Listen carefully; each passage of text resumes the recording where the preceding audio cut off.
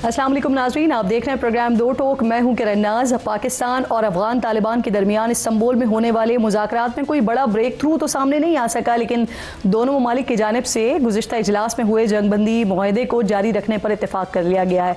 तुर्क हुकूमत की जानिब से जारी एलामिये में कहा गया है कि मुआहदे पर अमल के तरीक़ाकार के हवाले से फ़ैसला 6 नवंबर को इस्तांबुल में प्रिंसिपल लेवल मीटिंग में होगा।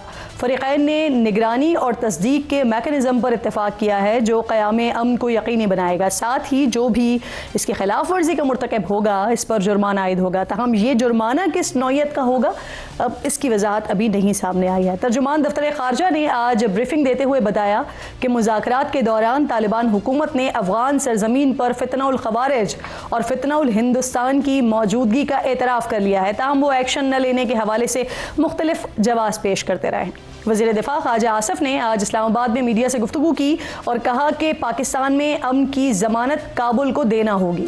दहशतगर्दी रोके बगैर ताल्लुकात में बेहतरी नहीं आ सकती। पाकिस्तान अपने मौक़िफ़ से पीछे नहीं हटेगा।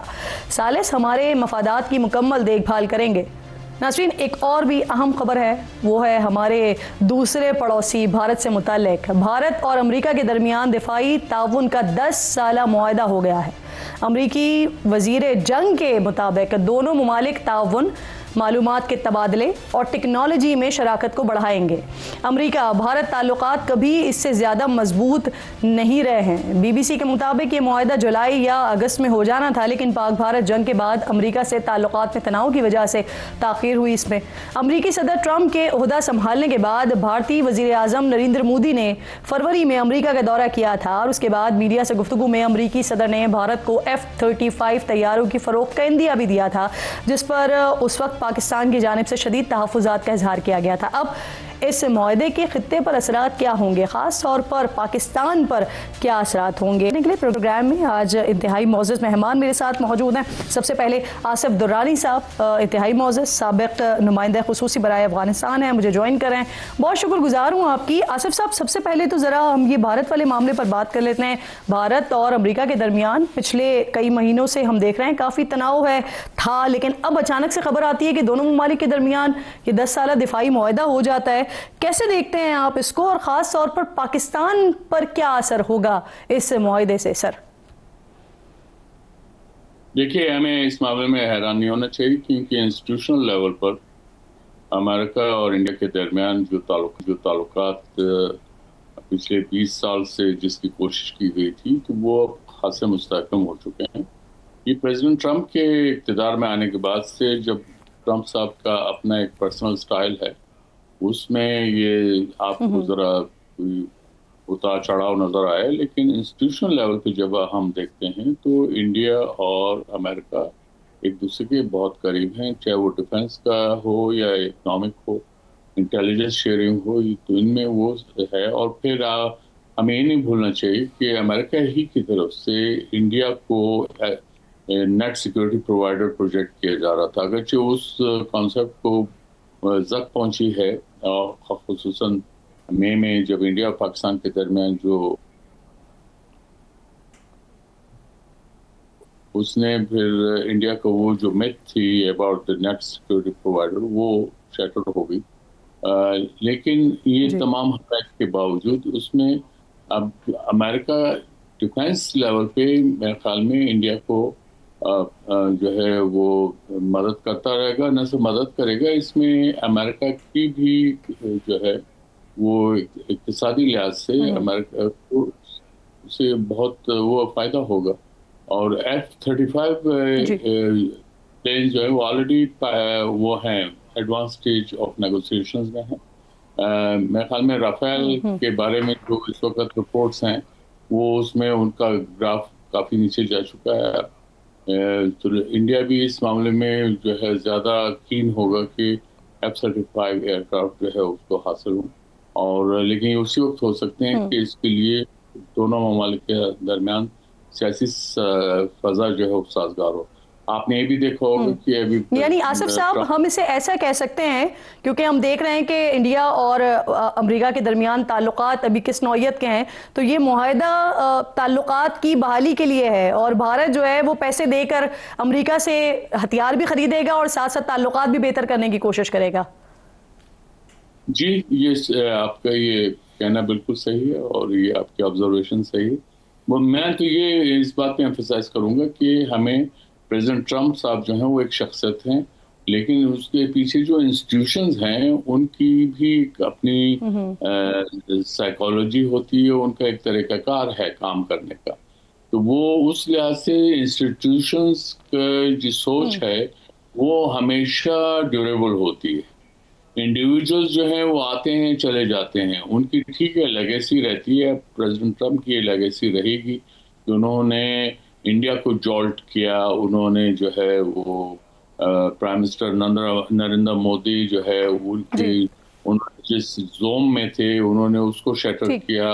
انہوں نے 34 دفعہ یہ کہا کہ میں نے انڈیا اور پاکستان کے درمیان جنگ رکوائی ہے، اور انہوں نے یہ ابھی ریسنٹلی کہا کہ انڈیا کے 7 بیوٹیفل طیارے جو تھے رفال وہ گرا دیے گئے. وہ گرائے تو یہ جی تو وہ پیٹنٹ ہو گیا ہے سر ان کا یہ اب جملہ، اور بارہا اس کا تذکرہ کرتے ہیں. لیکن مجھے یہ فرمائیے سر کہ پاکستان کو اس دفاعی معاہدے کو کس طرح سے دیکھنا چاہیے؟ گو کہ آج بھی اگر سچویشن ہم دیکھتے ہیں تو یہ ایم او یوز جو سائن ہوئے ہیں یہ وزراء نے کیے ہیں، سربراہان نے تو دستخط نہیں کیے. تو کیا ہم اسے یہ بھی کہہ سکتے ہیں کہ ٹرمپ کا جو انداز ہے بھارت کی طرف اس وقت وہ نہیں تبدیل ہو رہا؟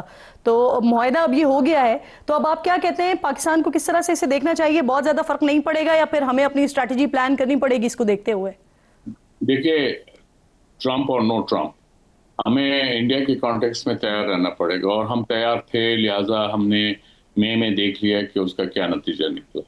اور اس میں امریکہ جو ہے وہ اب اس وقت انڈیا کا جو ملٹری آرسنل ہے وہ گریجولی امریکن آرمامنٹ سے جو ہے ریپلیس ہو رہا ہے. اگرچہ اب بھی رشین جو ویپنز ہیں وہ تقریباً 60% پلس ان کا وہ ہے شیئر ہے انڈیا کی ڈیفنس ٹیکنالوجی میں.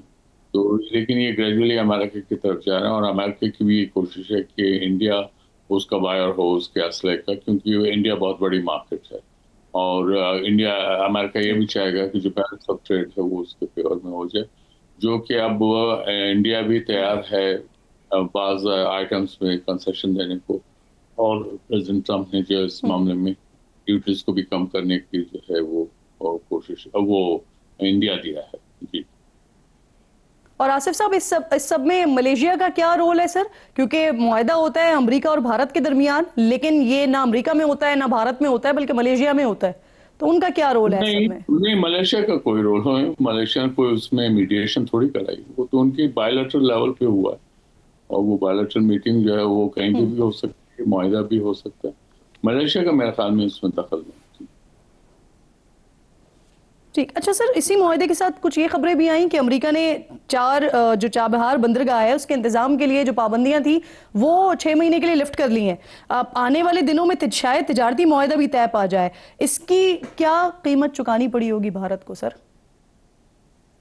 میرے خیال میں India sort concessions for 6 months، کیونکہ ان کے جو پائپ لائن میں ہوں گے جو بھی ان کے تجارتی سامان آنا جانا ترسیل یا جو بھی کچھ اس میں جو لاجسٹیکل اور انفراسٹرکچرل کوئی ایشوز ہوں گے وہ اس کا ہو سکتا ہے. لیکن یہ ہیونگ سیڈ دیٹ چابہار جو ہے وہ انڈیا کے لیے اتنی اکنامیکل یا پروفیٹیبل پورٹ ابھی ثابت نہیں ہوئی ہے. یہی وجہ ہے کہ پرائیویٹ بزنس جو ہے انڈیا کا وہ چابہار کو یوز نہیں کر رہا، کیونکہ اگر یہ اس کا مقصد ہے افغانستان اور سینٹرل ایشیا پہنچنا چابہار کا، پاکستان کو جو ہے بائی پاس کر کے، تو ان کو ٹرانسپورٹیشن کاسٹ تقریباً 33 سے 40% زیادہ دینا پڑتا ہے. پرائیویٹ بزنسز اس کے لیے تیار نہیں ہیں.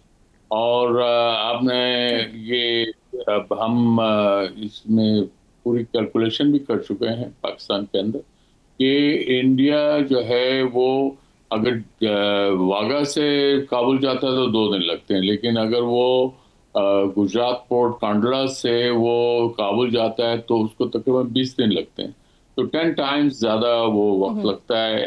اس میں قیمت بھی جو بڑھ جاتی ہے ٹرانسپورٹیشن کی، تو اس لیے ان کو کوئی فائدہ اس وقت نہیں ہے. جی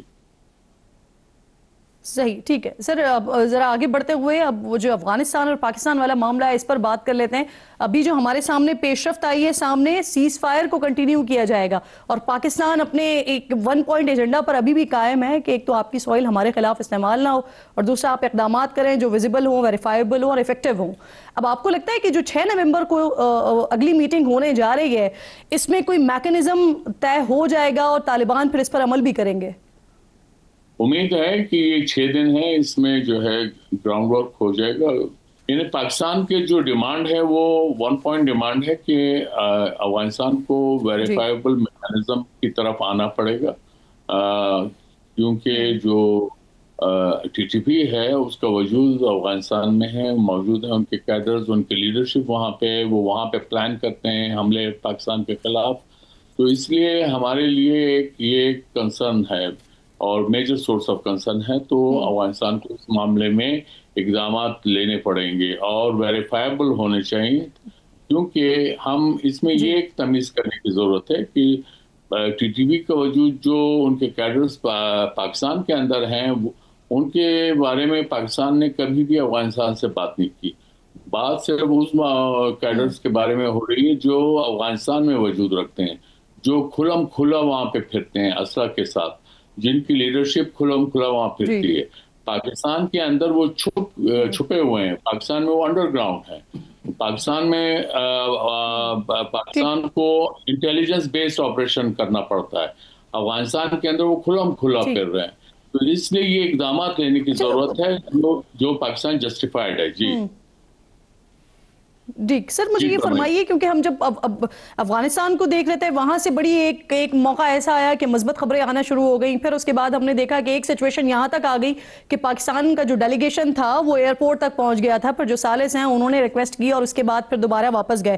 تو یہ اس سچویشن میں ہوا کہ جب مذاکرات ہو رہے تھے اور اسی دوران میں پاک فوج نے نور ولی محسود کے نائب قاری امجد کو ہلاک کیا اور ٹی ٹی پی نے پھر اس بات پر تصدیق بھی کی. تو کیا اس سے دباؤ بڑھا کہ پھر دوبارہ آئے میز پر اور پھر ہمارے سامنے کم از کم سیز فائر کو کنٹینیو کرنے تک کی بات سامنے آئی؟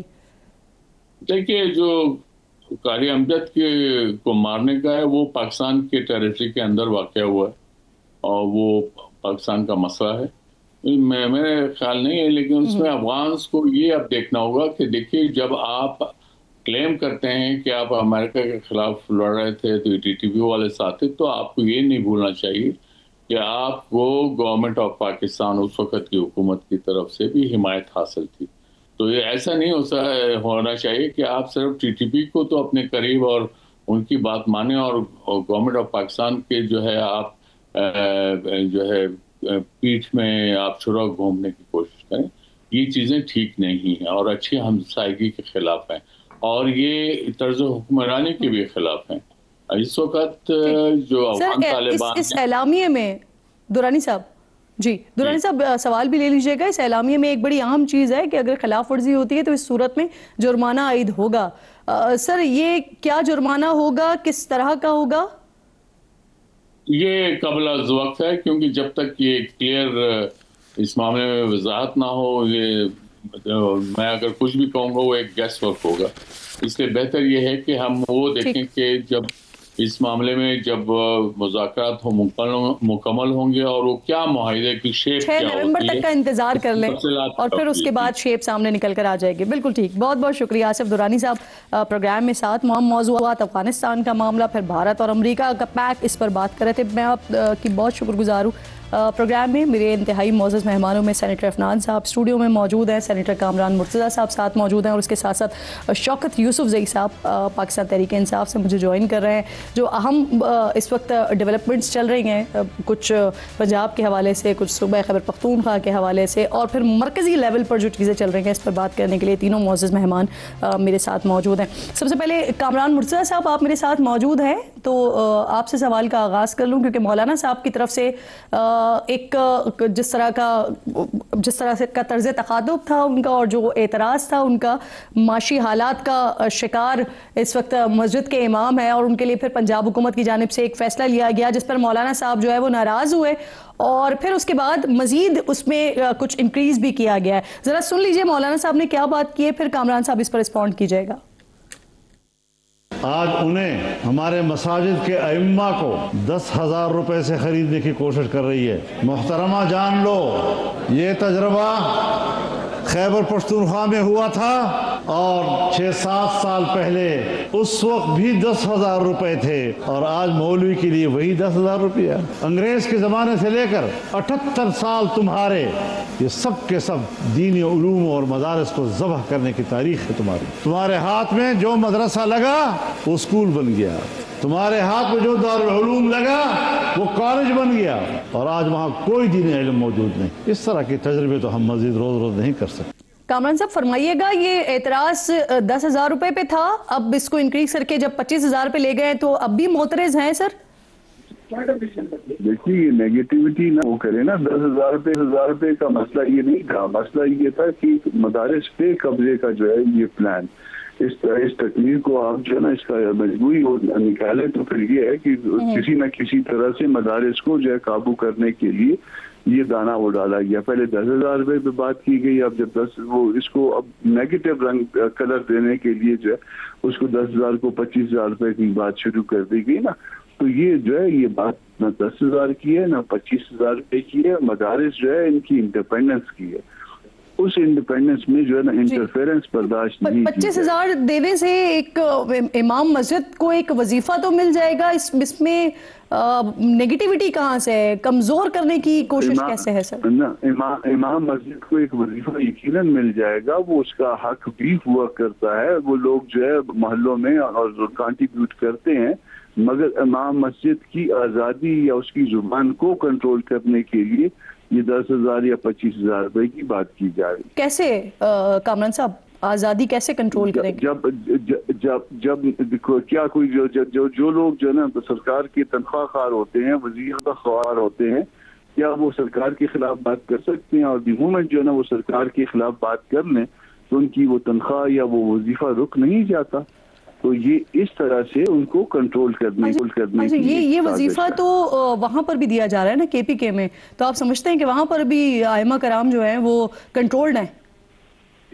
نہیں، کنٹرول نہیں ہے، مگر جہاں پہ کنٹرول کرنے کی، جن مساجد میں کنٹرول کرنے کی کوشش کی جاتی ہے وہاں پہ اس طریقے سے جو ہے نا یہ طریقہ اختیار کیا جاتا ہے، اور اس طریقے سے جو ہے نا وہ ان کی زبان بندی کی جاتی ہے تاکہ وہ حق بات نہ کر پائے۔ تو یہ 65,000 جو ہیں یہ اسپیسیفک مساجد ہیں جن کو کنٹرول کرنے کے لیے یہ معاوضہ طے کیا گیا ہے یا یہ وظیفہ رکھا گیا ہے کامران صاحب؟ ایسا ہے کہ مدارس کو پہلے جو ہے نا مدارس کو ایک بورڈ کے نیچے لایا گیا، محکمہ تعلیم کے نیچے لایا گیا، اس کا ایک پروجیکٹ بنایا گیا جس کو ایک ریٹائرڈ حضرت کنٹرول کرتے ہیں، اور اس طرح سے مدارس کو کنٹرول کرنے کی کوشش کی گئی۔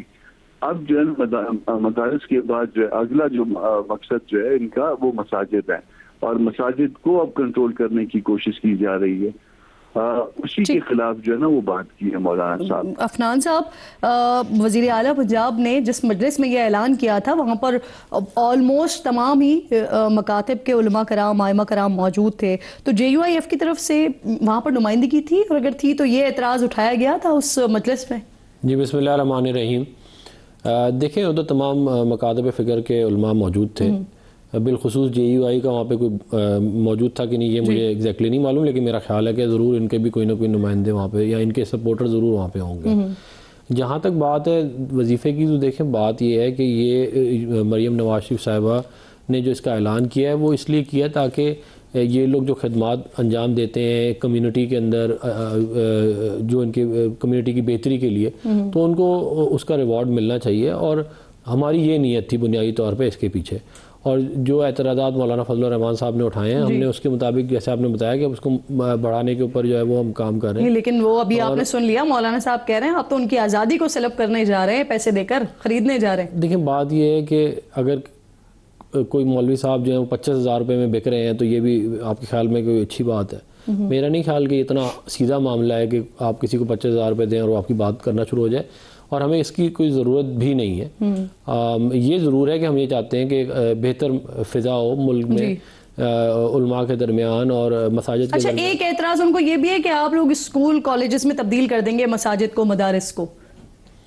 نہیں وہ ہو نہیں سکتا. ان کا اپنا ایکٹ موجود ہے, یہ پتہ ہے ان کو, سینیٹر کامران صاحب کو بھی معلوم ہے اس بات کا. ان کا ایکٹ موجود ہے, اس کے تحت یہ آپریٹ ہوتے ہیں. ابھی ریسنٹلی وہ اپڈیٹ بھی ہوا ہے. تو یہ ہے معاملہ. اور آپ مجھے بتا دیں اس میں جو یہ ہم نے بات کی ہے, اس میں کہیں ہم نے والی بات کی ہے کہ ہم آپ کو کسی ایکٹ میں لا رہے ہیں یا ہم کوئی آپ کو کنٹرول کرنے کی کوشش کر رہے ہیں. ہم نے ایک وظیفہ مقرر کیا ہے اور وہ بھی والنٹری ہے, اگر کسی نے نہیں لینا تو بتا دیں. بالکل ٹھیک. شوکت صاحب بہت شکریہ. السلام علیکم سر. سب سے پہلے یہ فرمائیے, کیونکہ کے پی کے میں یہ ائمہ کرام کے لیے یہ وظیفہ جاری ہے, تو کیا وہاں پر بھی جے یو آئی کے زیر اثر جو مساجد ہیں وہ وظیفہ نہیں لیتی ہیں, اور ٹوٹل تعداد کتنی ہے جو ائمہ کرام کو وظیفہ دیا جاتا ہے ان کی؟ بسم اللہ الرحمن الرحیم. میرے خیال سے دیکھیں جب ہم نے اس کا آغاز کیا تھا نا پرویز خٹک صاحب کے دور میں, تو اس وقت مولانا صاحب نے ان کی بھی مخالفت کی تھی, اور شدید مخالفت کی تھی, اور یہ الزامات لگے تھے کہ جی یہ تو سارے مولوی جو ہے وہ خرید لیے جائیں گے اور پھر یہ اسکولوں میں بدل دیے جائیں گے. لیکن ایسا نہیں ہوا ابھی تک جو ہے نا. کوئی دیکھیں جس طرح عفنان بھائی نے کہا نا کہ اس طرح اپنا ایک ایکٹ ہوتا ہے مدرسوں کا, وہ مدرسے جو ہے وہ کبھی اسکولوں میں چینج نہیں ہوتے, اور لیکن ان کو ایک سپورٹ مل جاتی ہے. تو میں تو یہ سمجھتا تھا کہ یہ لوگ جو ہے نا اس کو سپورٹ بھی کریں گے اور اس کو ویلکم کریں گے, کیونکہ ایک مولوی جو اگر مسجد میں بیٹھا ہے اس کو جو وہاں کی جو لوکل کمیونٹی ہے وہ چندہ کر کے اس کو تنخواہ دیتے ہیں, تو اس میں اگر گورنمنٹ دیتی ہے تو کیا گورنمنٹ نے اسکول کے ٹیچروں کو خرید اور آپ بطور P T I Maryam Nawaz صاحبہ کے اس اقدام کو سراہتے ہیں شوکت صاحب؟ جی دیکھیں ہم تو سراہتے ہیں, لیکن ہم نے جب یہ کیا تھا نا تو اس وقت انہوں نے تنقید کی تھی. انہوں نے کہا کہ یہ مدرسے جو ہے نا خریدنا چاہتے ہیں.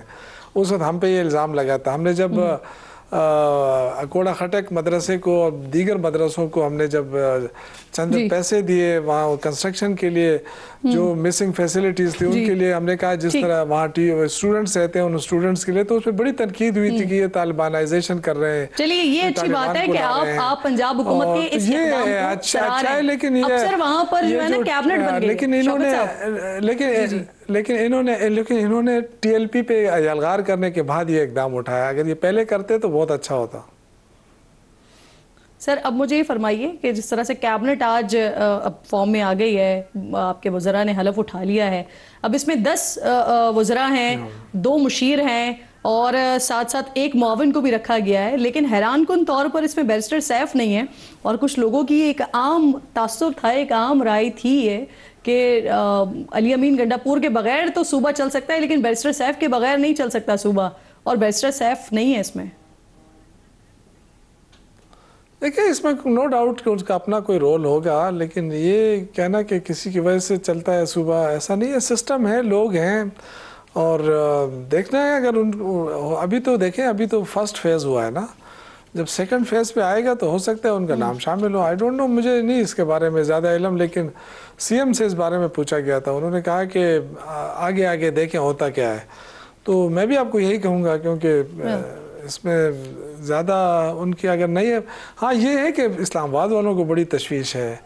مجھ سے کافی لوگوں نے پوچھا کہ ان کا نام نہیں ہے, تو میں نے کہا کہ اگر تشویش تو تھوڑی بہت آپ کو بھی ہوگی نا سر, کیونکہ آپ کے بارے میں بھی سن رہے تھے. نہیں مجھے نہیں ہے, مجھے بالکل نہیں ہے. دیکھیں ابھی تو کافی چیزیں رہتی ہیں. ابھی تو آپ کے نام کے بارے میں بھی تو سن رہے تھے سر. ہماری دعا ہے کہ یہ بنے.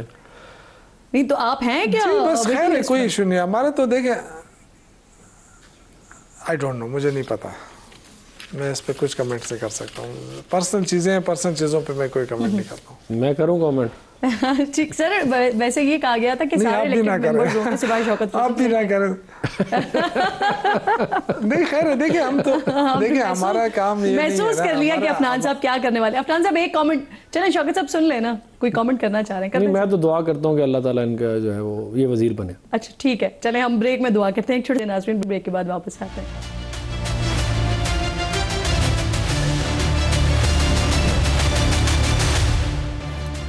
پروگرام میں ایک بار پھر آپ کو خوش آمدید کہوں گی. میرے معزز مہمان سینیٹر کامران صاحب, سینیٹر عفنان صاحب اور شوکت یوسفزئی صاحب ساتھ موجود ہیں. کامران صاحب, آپ کی طرف سوال لے کر آ رہی ہوں. بیرسٹر سیف کی موجودگی کابینہ میں نہ ہونے پر حیرت ہو رہی ہے آپ کو سر؟ کامران مرتضیٰ صاحب شاید ہے نہیں اس وقت ہمارے ساتھ, آپ کو ہو رہی ہے ویسے حیرت؟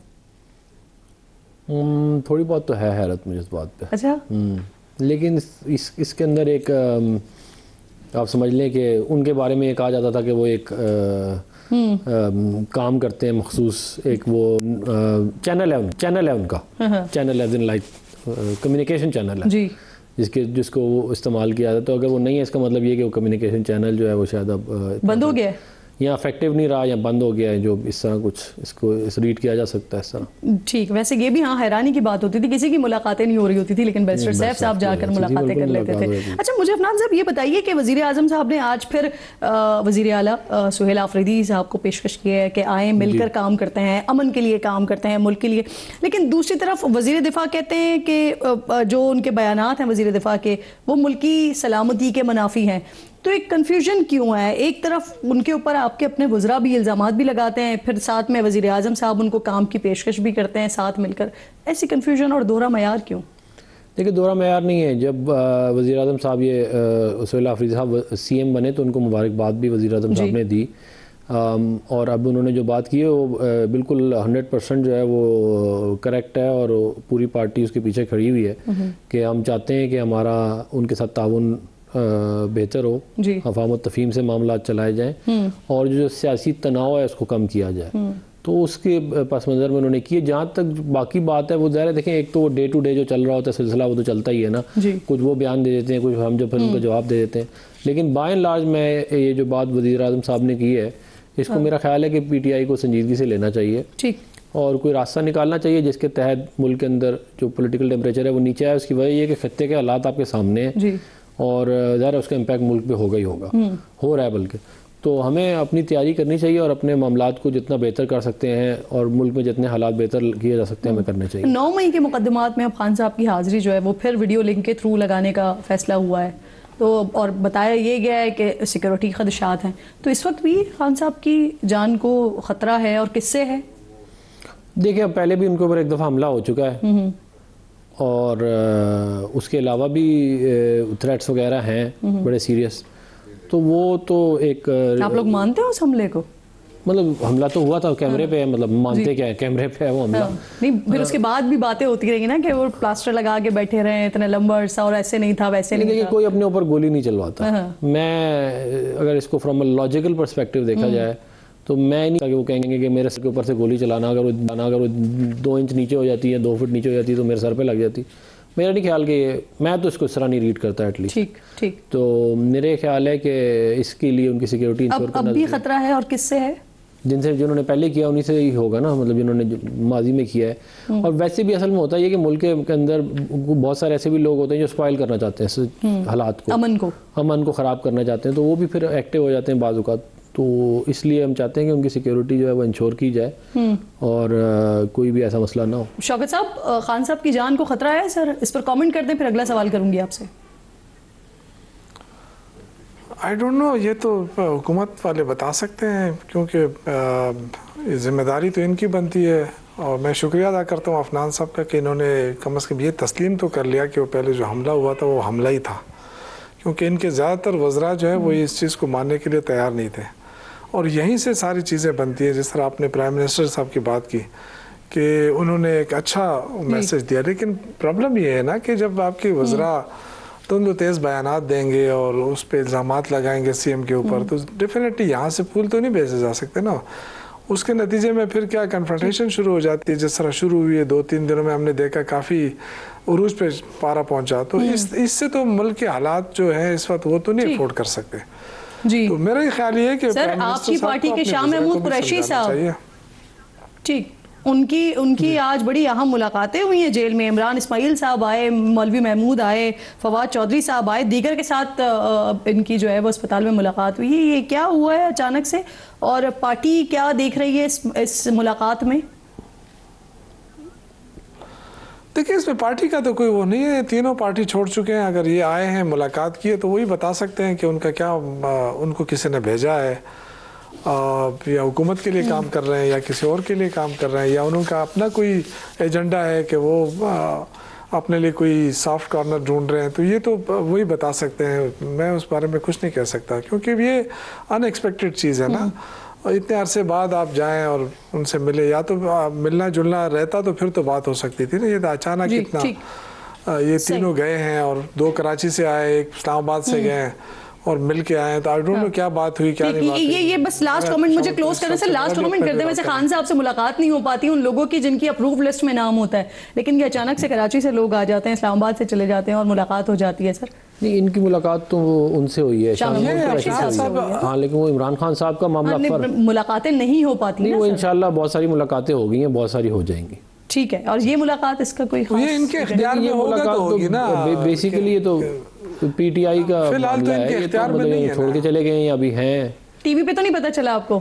نہیں, مجھے تو معلوم سوشل میڈیا سے معلوم. اچھا, مجھے یہ اتنا بتا دیں, آنے والے دن خان صاحب کے لیے مشکل ہونے جا رہے ہیں یا کچھ آسانیاں ہونے جا رہی ہیں؟ یہ تو ان کے اپنے اوپر ڈیپینڈنٹ ہے کہ وہ اب سیاست کو کس طرف لے کے جانا چاہتے ہیں. اگر وہ ٹکراؤ کی طرف جانا چاہیں گے اور پولیٹیکل ٹیمپریچر اوپر لے کے جائیں گے تو پھر ظاہر ہے وہ سب کے لیے اوپر جائے گا. بہت بہت شکریہ آپ کا. شوکت صاحب جی کمپلیٹ کر لیں سر, کوئی مجھے کلوز کرنا ہے.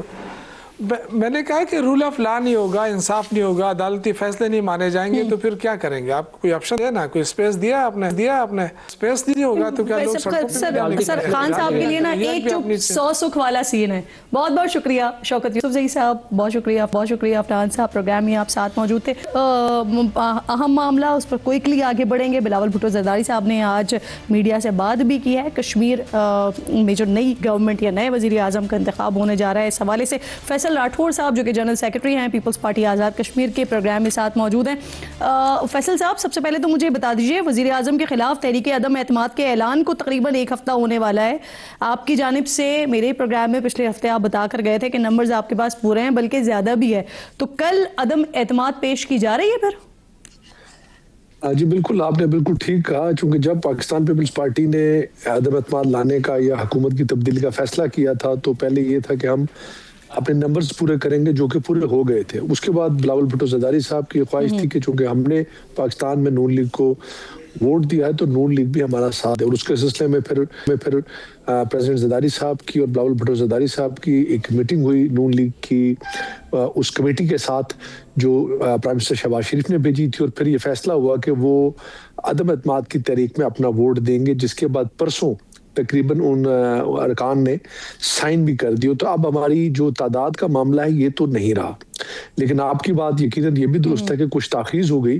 تو تاخیر کی وجہ جو کہ آج چیئرمین صاحب نے اپنی پریس کانفرنس میں بھی کہا کہ یہ جو حکومت ہم بنانے جا رہے ہیں یہ ایک طرح سے ہمارے لیے چیلنج ہے, اور اس کے لیے کچھ چونکہ اگلا وقت اتنا تھوڑا ہے کہ ہمیں شاید کچھ وفاق سے کمٹمنٹ درکار ہے تاکہ جو معاملات عوامی نوعیت کے جائز ہیں ان کو ہر حال میں پورا کیا جا سکے. یہ تحریک آ رہی ہے سر نہیں آ رہی؟ اس میں تھوڑی سی دیکھیں, کل تو اب نہیں آئے گی چونکہ آگے 2 دن تو اب یہ نہیں ہوگی, لیکن انشاءاللہ امید پوری ہے کہ بقول جس طرح چیئرمین صاحب نے کہا کہ ہم اگلے 2 دن بعد یہ تحریک جو ہے پیش کریں گے, چونکہ اب تحریک پیش کرنا کوئی. اور وزیر اعظم کے استعفے کی بات ہو رہی تھی تو ان کے استعفے پر مذاکرات اب بھی ہو رہے ہیں؟ دیکھیے, وزیر اعظم صاحب کو تو اس وقت تک استعفیٰ پیش کر دینا چاہیے تھا, لیکن انہوں نے نہیں کیا. تو میرے خیال میں اب اس پہ بات یا مذاکرات کا مسئلہ نہیں رہا. اب ہمارا کام ہے کہ ہم نے اپنا کام کرنا ہے اور وہ تحریک پیش کرنی ہے. اور جیسا کہ پرائم منسٹر نے کہا کہ جیسا کہ کچھ انسائیڈرز ہیں سر کہ آپ کی پارٹی کے اندر ہی کہ اب اگلا وزیر اعظم کون ہوگا آزاد کشمیر میں, اندر ہی کچھ رفٹ چل رہی ہے جس کی وجہ سے آج بھی وزیر اعظم کا نام اناؤنس نہیں ہو سکا. ایک یہ وجہ بھی ہے تاخیر کی سر؟ دیکھیے, یہ ایک تاثر لیا جا رہا ہے کہ شاید وزیر اعظم کے نام کے لیے کوئی پارٹی میں رفٹ ہے. ایسی کوئی بات بھی نہیں ہے, چونکہ یہ فیصلہ پارٹی کی قیادت نے کرنا ہوتا ہے, اور جب پارٹی کی قیادت کوئی فیصلہ کر دیتی تو اس کے بعد کوئی رفٹ ہے یا نہیں اس سے فرق نہیں پڑتا. اور آج بلاول بھٹو زرداری صاحب نے ایک سوال کے جواب میں بھی کہا کہ وزیر اعظم کا اعلان اسلام آباد میں نہیں بلکہ مظفر آباد میں ہوگا. اور میرے خیال میں اس میں کوئی دو رائے نہیں. آج ہم نے پارٹی کی طرف سے یہ بیان بھی جاری کیا ہے کہ جس کو بھی قیادت یہ ذمہ داری سونپے گی تمام اچھا, یہ طے ہو گیا ہے وزیر اعظم ہوگا کون؟ دیکھیے, بظاہر تو اعلان اس کا نہیں ہوا, لیکن یقین پارٹی قیادت نے اگر طے بھی کر لیا ہے تو اس کا اعلان نہیں کیا ابھی تک. جی, اعلان نہیں ہوا, طے ہو گیا ہے؟ اعلان نہیں ہوا, ہمیں نہیں بتایا, لیکن یقیناً اعلان نہیں ہوا. اگر کوئی نام فائنل ہے تو وہ ان کے ذہن اور دل میں ہو سکتا ہے, لیکن نام تو تب لکھا جائے گا چونکہ آزاد کشمیر میں جو یہاں کا آئین ہے, یہاں پہ اعتماد کی تحریک. اچھا سر, مجھے یہ فرمائیے, آپ کا اور پی ایم ایل این کا موقف یہ تھا کہ وہاں پر کیونکہ اپوزیشن نہیں ہے, ایک ویکیوم ہے, تو اس وجہ سے ایک پارٹی جو ہے وہ حکومت کرے گی, دوسری پارٹی اپوزیشن کرے گی. اب اطلاعات یہ آ رہی ہیں کہ آپ لوگ کی طرف سے نون لیگ کو شمولیت کی دعوت بھی دی جا رہی ہے, اور جو میٹنگ ہوئی وزیر اعظم اور صدر صاحب کے درمیان تو اس میں بھی پاور شیئرنگ کے حوالے سے چیزیں ڈسکس ہوئی ہیں. کیا آفر کیا گیا پی ایم ایل این کو؟ جی اس میں نہیں, اس میں کوئی آفر نہیں کیا گیا. یقیناً اس میٹنگ میں یہ بات کی گئی تھی کہ جس طرح پاکستان میں ہم نے آپ کو ووٹ دیا, آپ ہمیں ووٹ دیں, اور اگر آپ حکومت کا حصہ بننا چاہتے ہیں تو ہم تیار ہیں. اور اس پہ نون لیگ کا یہی موقف آیا کہ نہیں, ہم حکومت کا ایسا نہیں بننا چاہتے, ہم اپوزیشن میں بیٹھیں گے. تھوڑا سا میں آپ کو ایک اور چیز سمجھانا چاہتا ہوں, چونکہ آزاد کشمیر میں اعتماد اور عدم اعتماد دونوں کی ایک تحریک ہوتی ہے. جب پرائم منسٹر کے اوپر عدم اعتماد کی تحریک جمع کرائی جاتی ہے تو اس میں وزیر اعظم نئے آنے والے کا نام لکھا جاتا ہے, اس لیے وہ اعتماد کا ووٹ بھی ساتھ ہی کاؤنٹ ہو جاتا ہے. تو اس حوالے سے نون لیگ کی طرف سے یہ تھا کہ ہم اپنا ووٹ عدم اعتماد کے لیے دیں گے, چونکہ ہم بھی اس حکومت کو ہٹانے میں آپ کے ساتھ ہیں, لیکن اس کے بعد ہم اپوزیشن بینچوں پہ بیٹھیں گے. ٹھیک. اور سر کچھ جگہوں پر یہ بھی رپورٹ ہوا کہ نون لیگ نے آپ لوگوں سے قبل از وقت انتخابات کا بھی مطالبہ کیا ہے, ایسا ہوا ہے واقعی؟ جی بالکل بالکل, اس پہ بات چیت ہوئی. نون لیگ کی خواہش تھی کہ انتخابات جلدی کرائے جائیں وقت سے پہلے, تو ہم نے انہیں یہی کہا چونکہ ابھی ویسے بھی انتخاب میں اتنا وقت نہیں رہا, تو اس لیے ہمیں تھوڑا سا اس میں وقت درکار ہوگا. ہم یہ کوشش کریں گے کہ وقت پہ پورے انتخاب ہو جائیں, چونکہ آپ کے سامنے اکتوبر کا مہینہ گزر چکا ہے, حکومت بنتے بنتے ابھی 10-15 دن لگیں گے, تو اتنا وقت بھی نہیں رہا. ویسے بھی 3 مہینے پہلے آپ سمجھتی ہیں کہ جب حکومت الیکشن سے پہلے اختیارات الیکشن کمیشن کے پاس چلے جاتے ہیں. صحیح, بہت بہت شکریہ آپ کا. فیصل پروگرام میں ساتھ موجود تھے اور بتا رہے تھے کہ وزیر اعظم اگلا کون ہوگا کشمیر میں, اس کا نام شاید قیادت کے دل اور دماغ میں تو موجود ہے, لیکن ان کو ابھی تک نہیں بتایا گیا, بٹ اطلاعات موجود ہیں کہ کون ممکنہ طور پر وزیر اعظم ہو سکتا ہے. اینی وے جی, کوئکلی آگے بڑھیں گے. کراچی میں ای چالان کا معاملہ اپنے آغاز کے ساتھ ہی متنازع بنا ہوا ہے. منصوبے کے آغاز کو ابھی صرف 3 دن ہی گزرے ہیں, لیکن کچھ ایسی کہانیاں سامنے آ رہی ہیں جو اس اہم اور فائدہ مند منصوبے میں چھپی خامیاں بھی سامنے لا رہی ہے. کئی شہری ٹریفک قوانین کی خلاف ورزی پر جرمانے کی زیادہ رقم پر سوال اٹھا رہے ہیں, تو کہیں کوئی پہلے شہر کی سڑکیں بنانے اور پھر چالان کرنے کا مشورہ دے رہا ہے. لیکن سندھ حکومت کی طرف سے ای چالان کا سلسلہ ہر تنقید, شکایت اور اعتراض سے بالا ہو کر بلا رکاوٹ جاری و ساری ہے. اسی دوران ایک خبر نے ای چالان کے معاملے میں چھپی بڑی خامی کی نشاندہی کر دی ہے. ہوا کچھ یوں ہے کہ قانون کسی اور نے توڑا اور چالان کسی اور کو بھیج دیا گیا. جیو نیوز کی خبر کے مطابق کراچی میں 4 سال پہلے چوری ہونے والی موٹر سائیکل کا چالان اس کے مالک کو بھیج دیا گیا. یوں کہہ لیجئے کہ پولیس موٹر سائیکل تو مالک کو واپس نہیں دلا سکی, لیکن 4 سال بعد اس چوری شدہ موٹر سائیکل کا چالان مالک کو ضرور بھیج دیا ہے. اسی خبر کے مطابق چوری شدہ موٹر سائیکل کے مالک کا کہنا ہے کہ 4 سال پہلے اس نے چوری کی رپورٹ ٹیپو سلطان تھانے میں درج کروائی تھی, اور 3 روز پہلے اسی موٹر سائیکل پر ہیلمٹ نہ پہننے کا 5,000 روپے کا ای چالان انہیں موصول ہو گیا ہے. ساتھ ہی چالان میں مزید غلطیاں بھی سامنے آ رہی ہیں. خبروں کے مطابق کچھ کیسز میں چالان پر موٹر سائیکل نمبر پلیٹ کی تصویر پر الگ نمبر جبکہ چالان میں الگ لکھا ہوا نمبر ظاہر ہو رہا ہے. ایک شخص کو ایسا چالان بھی بھیجا گیا جس میں اسے صبح کے وقت 3 تلوار کے مقام پر بتایا گیا, جبکہ متاثرہ شخص کا کہنا ہے کہ وہ تو اس وقت اس مقام سے کئی کلومیٹر دور اپنے گھر میں بیٹھا ہوا تھا. دوسری طرف ای چالان کا معاملہ عدالت بھی پہنچ چکا ہے. مرکزی مسلم لیگ نے ای چالان کو غیر منصفانہ قرار دیتے ہوئے سندھ ہائی کورٹ میں درخواست دائر کر دی ہے, جس میں موقف اختیار کیا گیا تھا کہ لاہور میں چالان کا کم سے کم جرمانہ 200 روپے اور کراچی والوں کے لیے کم سے کم جرمانہ 5,000 روپے رکھا گیا ہے. ساتھ ہی درخواست میں استدعا بھی کی گئی ہے کہ نادرہ کو شناختی کارڈ بلاک کرنے سے روکا جائے. درخواست کی سماعت 11 نومبر کو ریگولر بینچ میں ہوگی.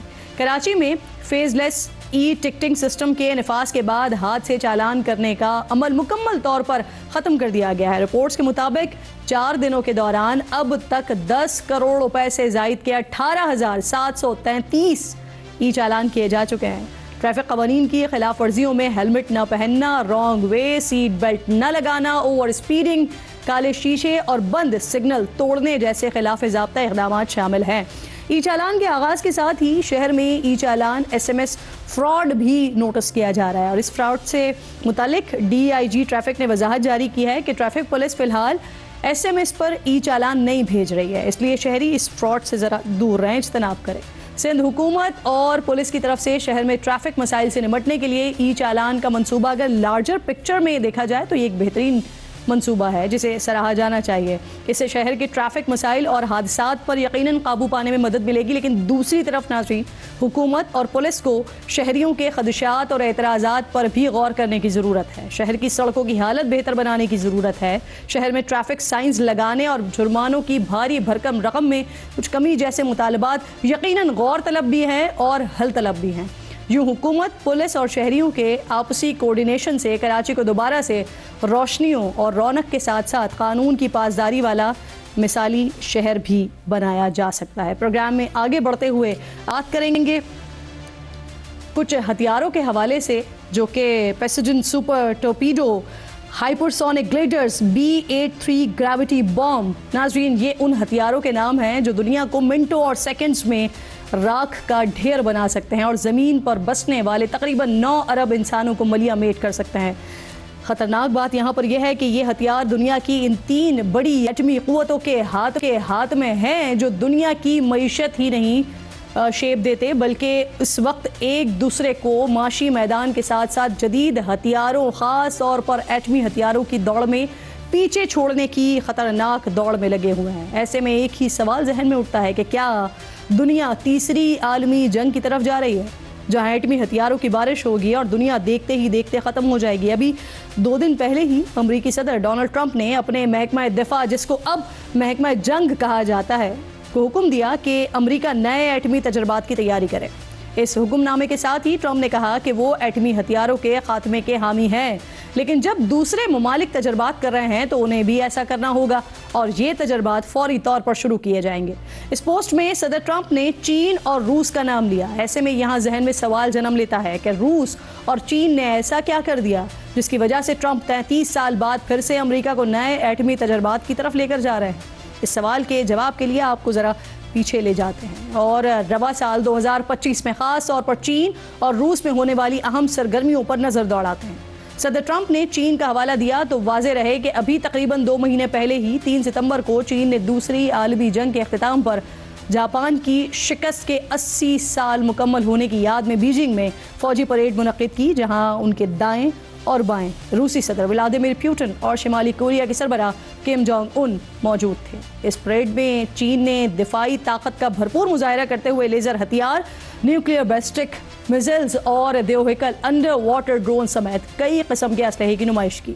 امریکی صدر ڈونلڈ ٹرمپ نے اس تقریب پر تبصرہ کرتے ہوئے چین پر امریکہ کے خلاف سازش کا الزام لگایا تھا۔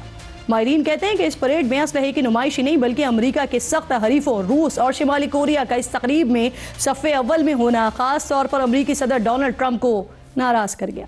صدر ٹرمپ نے اپنی سوشل میڈیا پوسٹ میں چین کے بعد دوسرا ذکر روس کا کیا ہے، تو روس کی جانب سے گزشتہ چند عرصے کے دوران ایسے جدید اسلحے کی تیاری اور تجربات کی خبریں آتی رہی ہیں جس نے دنیا بھر کے بڑے بڑے دفاعی ماہرین کو بھی حیران اور پریشان کر کے رکھ دیا۔ ابھی پچھلے ہفتے ہی روس نے جوہری توانائی سے بھی چلنے والے کامیاب تجربے کا اعلان کیا تھا، ایک ٹورپیڈو اور ڈرون کے ملاب جیسا ایٹمی ہتھیار جو ساحلی علاقوں کو تابکار سمندری لہروں سے تباہ کرنے کی صلاحیت رکھتا ہے۔ روسی صدر پوٹن کا دعویٰ ہے کہ نہ تو دنیا میں اس جیسی کوئی چیز موجود ہے اور نہ ہی اس ہتھیار کو کوئی روک سکتا ہے۔ بسائیڈن ٹورپیڈو کی رینج 10,000 کلومیٹر ہے اور یہ تقریباً 185 کلومیٹر فی گھنٹہ کی رفتار سے سفر کر سکتا ہے اور روسی صدر کے مطابق دنیا کے کسی بھی بر اعظم تک جا سکتا ہے۔ ناظرین بات یہاں پر ختم نہیں ہوتی ہے۔ گزشتہ دنوں ہی روس نے لامحدود حد پرواز کے حامل جوہری طاقت سے چلنے والے بوربسٹک میزائل کا کامیاب تجربہ کیا ہے جسے کوئی اور نہیں خود سابق امریکی فوجی گیم چینجر قرار دے رہے ہیں اور اس میزائل کو امریکہ کے مجوزہ گولڈن ڈوم دفاعی نظام کے لیے بڑا خطرہ قرار دے رہے ہیں۔ روسی فوج کے مطابق میزائل نے کامیاب تجربے کے دوران 14,000 کلومیٹر سے زائد کا فاصلہ طے کیا ہے اور تقریباً 15 گھنٹے تک مسلسل فضا میں موجود رہا ہے اور یہ وقت اس سے بھی زیادہ ہو سکتا ہے۔ ساتھ ہی یہ میزائلز کسی بھی دفاعی نظام اور ریڈار زونز کو بآسانی نظر انداز کر سکتا ہے۔ امریکی صدر ڈونلڈ ٹرمپ نے روس کی طرف سے ایٹمی صلاحیت کے حامل ہتھیاروں کے تجربات پر تنقید کرتے ہوئے کہا تھا کہ روسی صدر ولادیمیر پوٹن مزید مسائل پیدا کرنے کے بجائے یوکرین میں جاری جنگ کے خاتمے پر توجہ دیں۔ اس تمام پیش رفت کے بعد صدر ٹرمپ نے نئے ایٹمی تجربات کا اعلان کیا ہے۔ ساتھ ہی سوشل میڈیا پر انہوں نے یہ بھی دعویٰ کیا ہے کہ امریکہ کے پاس ان کی پہلی مدت صدارت کے نتیجے میں دنیا کے کسی بھی ملک سے زیادہ جوہری ہتھیار ہیں، لیکن امریکی خبر رساں ادارے کے مطابق ٹرمپ کا یہ دعویٰ درست نہیں ہے۔ واشنگٹن بیسڈ آرمز کنٹرول ایسوسی ایشن کا کہنا ہے کہ روس کے پاس 5580 جوہری ہتھیار ہیں، جبکہ امریکہ کے پاس 5225 ایٹمی ہتھیار ہیں۔ یہ روس اور امریکہ دنیا کے تقریباً 90% ایٹمی ہتھیاروں کے مالک ہیں۔ روس اور امریکہ کے درمیان تلخیاں پہلے سے موجود ہیں، لیکن حالیہ عرصے میں یوکرین جنگ کے بعد اس تلخی میں مزید شدت آ گئی ہے۔ یوکرین میں جنگ بند کروا سکنے میں ناکامی پر بھی صدر ٹرمپ نے روسی صدر کو تنقید کا نشانہ بنایا تھا، اور پچھلے ہفتے دونوں صدور کی ہنگری میں طے شدہ ملاقات بھی منسوخ ہو گئی تھی۔ یہی نہیں، بھارت کو روس سے تیل خریدنے سے باز نہ آنے پر صدر ٹرمپ کے غصے کا سامنا 50% ٹیرف کی صورت میں کرنا پڑا، اور مزید امریکی غصے سے بچنے کے لیے آخرکار بھارت نے بھی روس سے تیل کی مزید خریداری بند کر دی ہے، جس کا دعویٰ خود امریکی صدر نے کیا۔ اس کے بعد آج بھارت اور امریکہ کے درمیان 10 سالہ دفاعی معاہدے کی خبریں آ گئیں سامنے۔ ملیشیا میں آسیان سربراہی اجلاس کے موقع پر امریکی وزیر دفاع اور بھارتی وزیر دفاع نے معاہدے پر دستخط کر دیے ہیں، جس کے مطابق انٹیلیجنس شیئرنگ، ٹیکنالوجی کے شعبے میں تعاون اور علاقائی استحکام کو فروغ دینا ہے۔ امریکہ، روس اور چین کے درمیان ایٹمی ہتھیاروں کی دوڑ کے حوالے سے عالمی ماہرین نے یہ خدشہ ظاہر کیا ہے کہ امریکہ، روس اور چین ممکنہ طور پر ایسے دور میں داخل ہو رہے ہیں جہاں ہتھیاروں کی شدید دوڑ شروع ہو سکتی ہے، اور ان بڑے ممالک سے کے اس رویے سے ایٹمی ہتھیار رکھنے والے وہ دیگر چھوٹے ممالک جنہوں نے اب تک ایٹمی تجربات نہیں کیے ہیں، وہ بھی حوصلہ پکڑ کر خطرناک قدم اٹھا سکتے ہیں۔ ناظرین، یہاں یہ بات یاد رکھنا بڑا ضروری ہے اور اہم ہے کہ امریکہ اور روس کے درمیان جوہری معاہدہ 4 ماہ بعد یعنی فروری 2026 میں ختم ہو رہا ہے، جس میں ان دونوں ممالک نے ایٹمی ہتھیاروں کی تنصیب محدود کرنے پر اتفاق کر رکھا ہے۔ امریکہ نے آخری بار سن 1992 میں جوہری ہتھیاروں کا تجربہ کیا تھا، جبکہ روس نے بطور سوویت یونین آخری ایٹمی تجربہ 1990 میں کیا تھا۔ امریکہ کی ایک یونیورسٹی نے 3 سال پہلے ایک ریسرچ رپورٹ جاری کی تھی، جس کے مطابق اگر امریکہ اور روس کے درمیان ایٹمی جنگ ہوئی تو دنیا میں 5 ارب انسان ختم ہو جائیں گے۔ پچھلے سال امریکی جریدے نیوز ویک نے ایک رپورٹ میں بتایا تھا کہ اگر روس اور امریکہ کے درمیان جنگ چھڑی اور نوبت نیوکلیئر ہتھیاروں کے استعمال تک آ گئی اور امریکہ نے اپنا طاقتور ترین نیوکلیئر ہتھیار B-83 صرف ماسکو پر پھینکا تو 14 لاکھ افراد ہلاک اور 37 لاکھ زخمی ہو جائیں گے، جبکہ اس ایٹمی بم سے جو شعلہ بلند ہوگا وہ 4 اسکوائر کلومیٹر رقبے پر محیط ہوگا، اور تباہی اس قدر ہوگی کہ 175 اسکوائر کلومیٹر رقبے میں عمارتیں راکھ کا ڈھیر بن جائیں گی۔ یہاں یہ بات یاد رکھنا بھی ضروری ہے کہ امریکہ اس وقت دنیا کی واحد ایٹمی طاقت ہے جو ایٹم بم کا جنگی استعمال کر چکی ہے۔